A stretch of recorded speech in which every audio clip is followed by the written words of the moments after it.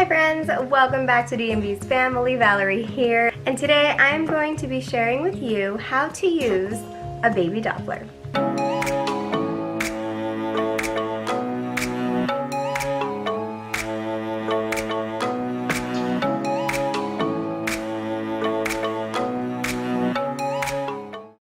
Now this Doppler, friends, was sent to me from the wonderful company Baby Doppler, and today I'm going to be sharing with you the Sonoline B. It comes in two different colors. There is a blue and a pink, and this is the one that they sent me, and it's the blue. So I'm basically just going to be taking you through this, showing you the Doppler, using it, kind of explaining where to use it in your different parts of your pregnancy, as well as some of the different sounds that you might be hearing when you're using the Doppler, and kind of how to differentiate between what is the baby's heartbeat and what is not. So let's go ahead and get into it.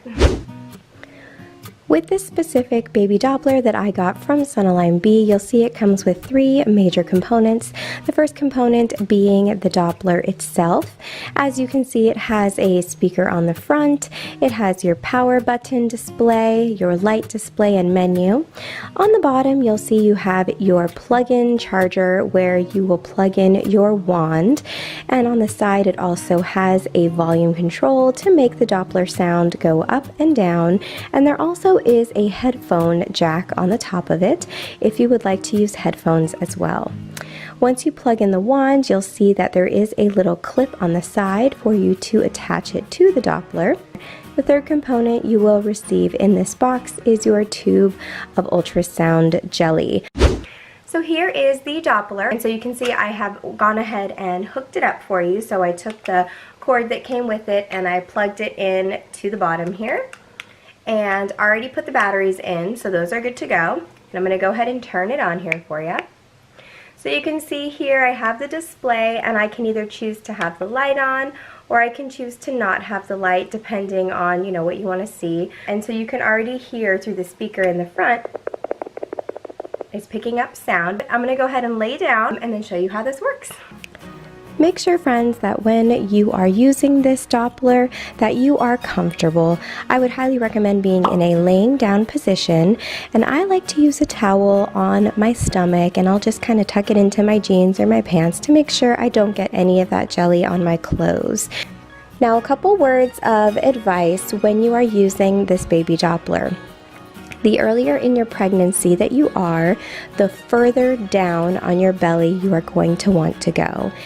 If you are 12 to 18 weeks, you are definitely going to want to go very far on your tummy, all the way down below your belly button, almost to the pubic bone, like right above the pubic bone. Hence why you want to use the towel, because you are using the wand on the lower part of your stomach. You'll want to make sure that when you move the wand, you move it in a very slow motion. Don't go too fast because you might miss the baby's heartbeat. And again, try to be very patient if you don't get a heartbeat right away. Now, there are several different sounds that you are going to hear when you are using this baby Doppler. One of the first sounds I remember hearing and thinking it was the baby's heartbeat was the placenta. And so the sound that you might be hearing is a whooshing sound. I actually managed to capture it, so I'll give you a second to hear it.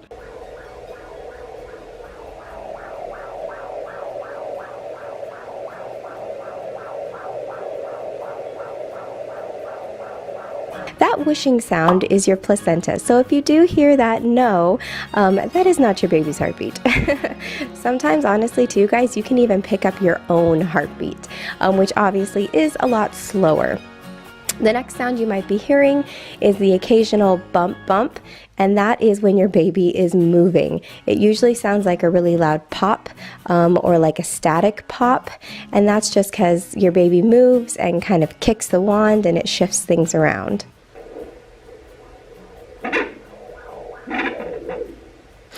Finally, the third sound that you will be hearing, the one you're looking for, is your baby's heartbeat. This is similar to almost galloping horses. That's kind of what I equate it to, and you will definitely know it when you hear it.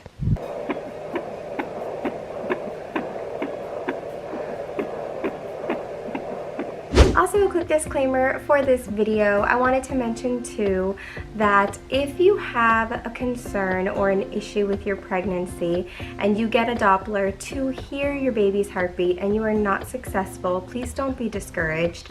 Sometimes people say not to use Dopplers for that reason because they can cause unnecessary stress and unnecessary worry. So just take that into consideration. Babies move a lot and they do not cooperate a lot of the time. Usually it takes me on average around 15 minutes to find a good heartbeat. So just know that if you don't get a heartbeat right away, that does not mean anything is wrong with your baby.